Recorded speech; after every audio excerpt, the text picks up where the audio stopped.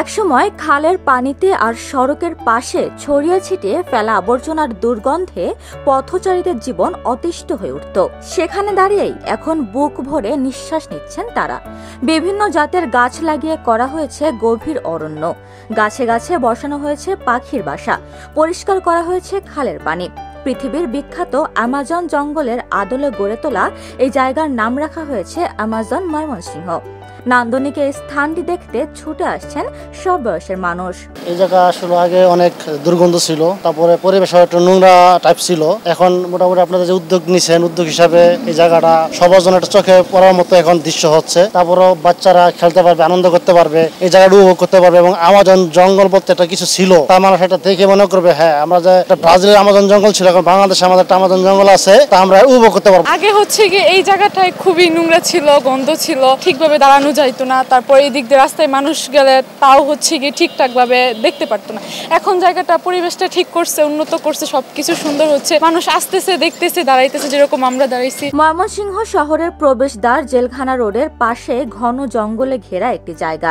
জায়গাটি দেখলে বোঝার উপায় নেই কিছুদিন আগেও এখানে ছিল ময়লার ভাগাড়, কালো দূষিত ছিল খালের পানি। এখন সেখানে আছে বিভিন্ন প্রজাতির গাছ, গাছে গাছে বানানো হয়েছে পাখির বাসা। সেখানে খেলা করছে ছোট ছোট পাখি, বিশ্রাম নিচ্ছে ক্লান্ত শকুন। আর এমন নান্দনিক জায়গাটি দেখতে আসছেন দর্শনার্থীরা। এখানে অনেক সুন্দর সুন্দর জিনিস আছে, পাখি আছে, বক আছে।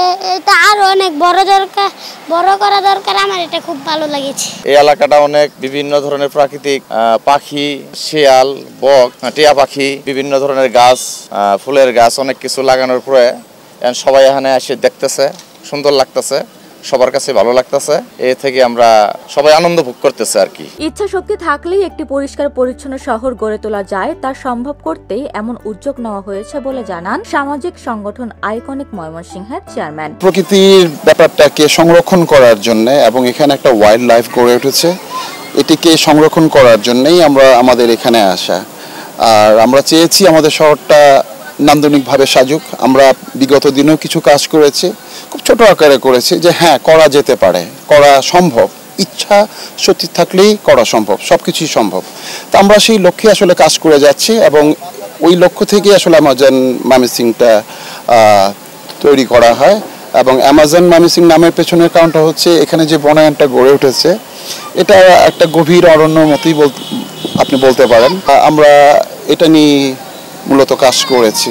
এদিকে কারা কর্তৃপক্ষ জানায়, প্রকৃতি ও জীববৈচিত্র্য সংরক্ষণের পাশাপাশি চলছে কারাগারের সৌন্দর্য বর্ধনের কাজ। ময়মনসিংহ কারাগারটি হচ্ছে বাংলাদেশের সবচেয়ে পুরাতন একটি কারাগার এবং অনেক জায়গা আছে। আমরা এখানে চাচ্ছি যে জীববৈচিত্র্য এবং প্রকৃতির জন্য সংরক্ষিত থাকে, যত গাছ আছে পুরাতন সেগুলোকে যেন আমরা সংরক্ষণ করতে পারি। উপমা রায়, সোনালী নিউজ।